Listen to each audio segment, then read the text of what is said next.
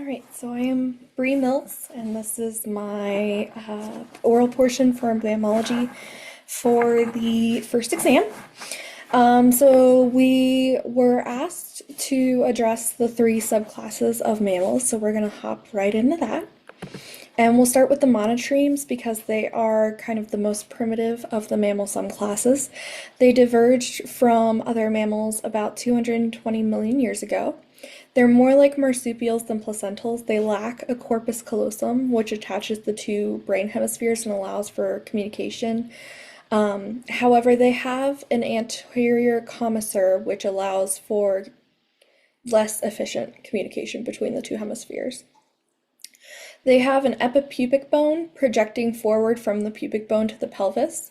So this is actually what we see right here. This is a opossum skeleton that clearly shows the pubis bones right here protruding from the pubic bone. Monotremes also have a lower recorded body temperature than placentals. And they also display electroreception, which is the ability to generate and receive electric fields for electrolocation. So kind of like how we have echolocation, just instead of sound waves, it's actually like electricity.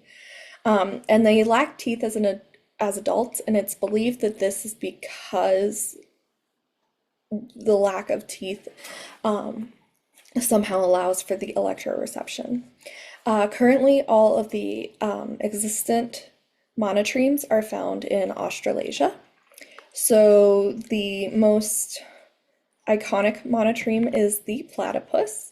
They are found in East Australia and Tasmania. They are known for their carnivorous diet, mainly feasting on small worms, insect larvae, freshwater shrimp, and crayfish, so things in the water that are smaller than them. They have to eat about 20% of its own weight in a day, and it takes about 12 hours of hunting and foraging for them to find their food. Males have venomous spurs on their back feet, and it's currently believed by biologists that this may have been an early mammal defense mechanism that then was lost. And their electroreception is the most sensitive of the living monotremes. So there are, besides platypi, there are 4 species of echidnas that qualify as monotremes, and their electroreception is not as sensitive as the platypi. Marsupials, they diverged about 125 million years ago. They are kind of the in-between of monotremes and placentals. They lack a corpus callosum, and so they have that anterior commissure. As I said, not as effective communication between the two hemispheres, although there is some. They display the epipubic bone, and they also have a lower body temperature than placentals. What makes them unique is they have a hard palate that contains more opening than placentals. Unfortunately, despite digging into the literature, I couldn't quite find an explanation for that. And marsupials can be found in Australasia, Indo-Malayan, Neotropical, and Nearctic regions.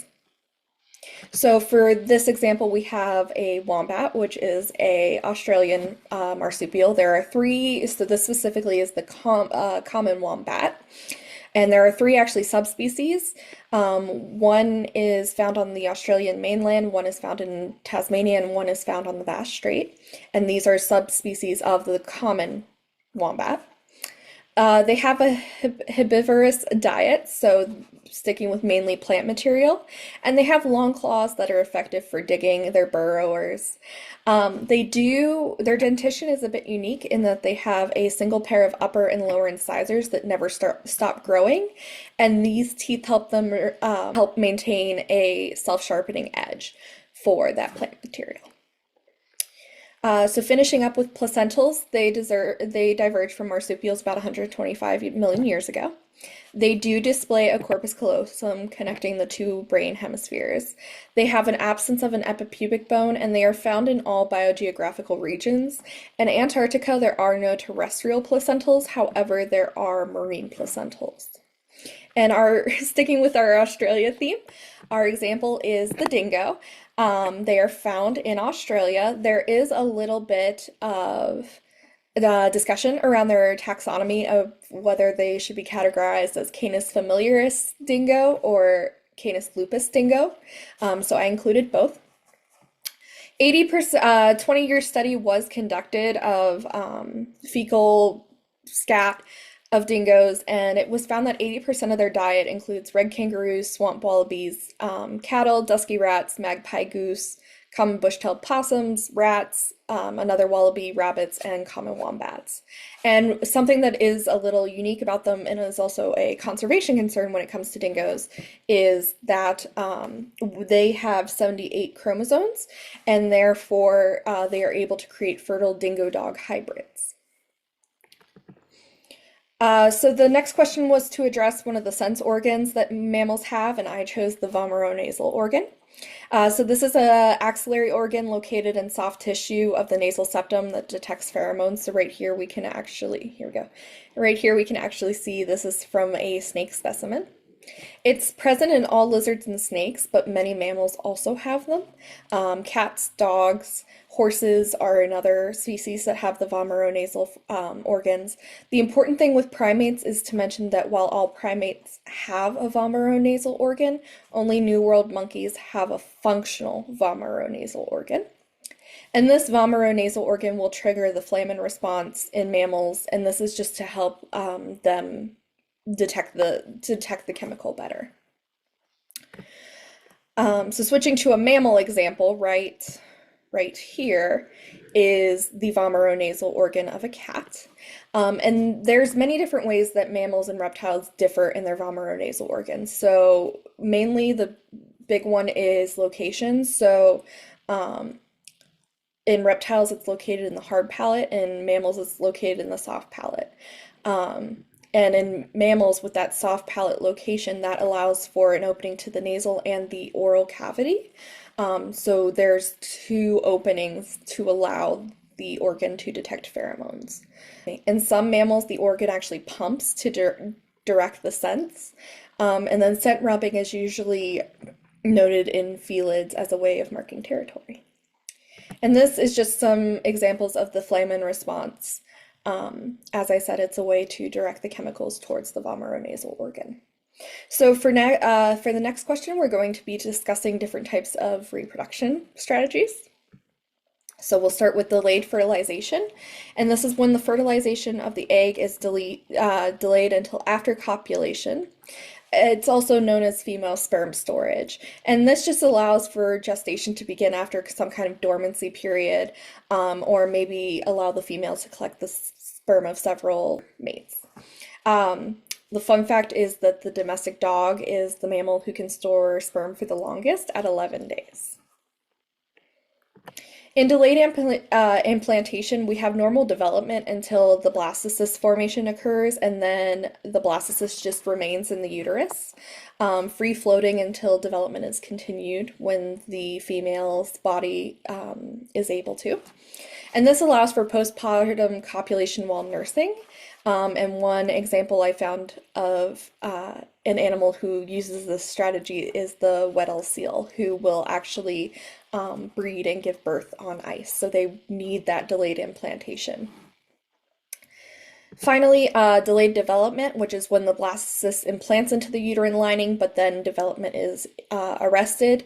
This delays partition, usually for a possible synchronous event, and as in class, we talked about the Mexican free-tailed bat. So for deep hibernation, the example that I decided to use was the European hedgehog. They are native to Europe. They were introduced, however, to New Zealand, and they've been recorded to hibernate in the alpine regions of New Zealand where they've been found. They usually hibernate in the winter months, so November to April. And research has recorded an initial drop of 1.3 degrees Celsius in their body temperature. However, once they reach the passive or the deep phase of their hibernation, their temperature is basically the same as the ambient temperature. And this allows them to lower the metabolic requirements to allow for winter survival.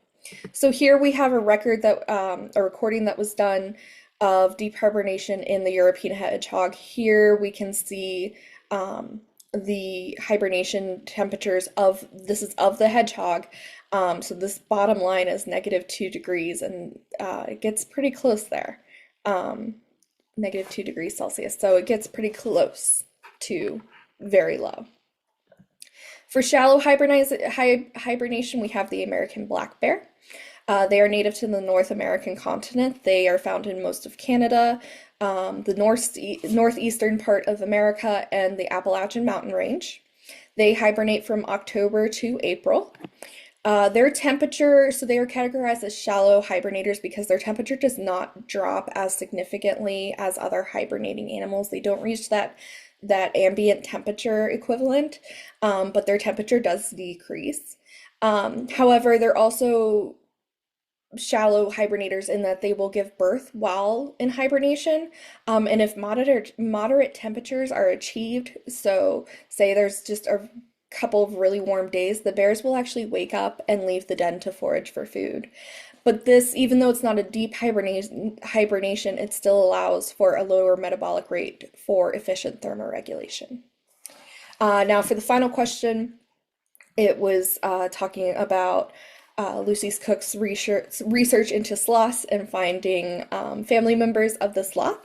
So I decided to present on the, oh Lord, on the nine-banded armadillo. They are native to North, Central, and South America. They are the most widespread armadillo species. They generally have an insectivore diet. However, they have been recorded as being seen with carrion, but many armadillo naturalists believe that they're actually eating the maggots off the carrion. They're not necessarily eating the dead tissue itself. And then less than 10% of their diet is a non-animal source, so fruit, vegetable, fungi. They're extensive burrowers. They can have up to 12 burrows on their territory at any given time. Unlike their three-branded cousins, they are unable to roll into a ball for defense. So their main defense mechanism is to jump 3 to 4 feet in the air and hopefully startle the predator. And they can also traverse rivers, and they can do this through two different ways. So they can either inflate their intestines and float, or they can sink to the bottom of the riverbed and run across the riverbed, as they can actually hold their breath up for 6 minutes. And this is my works cited.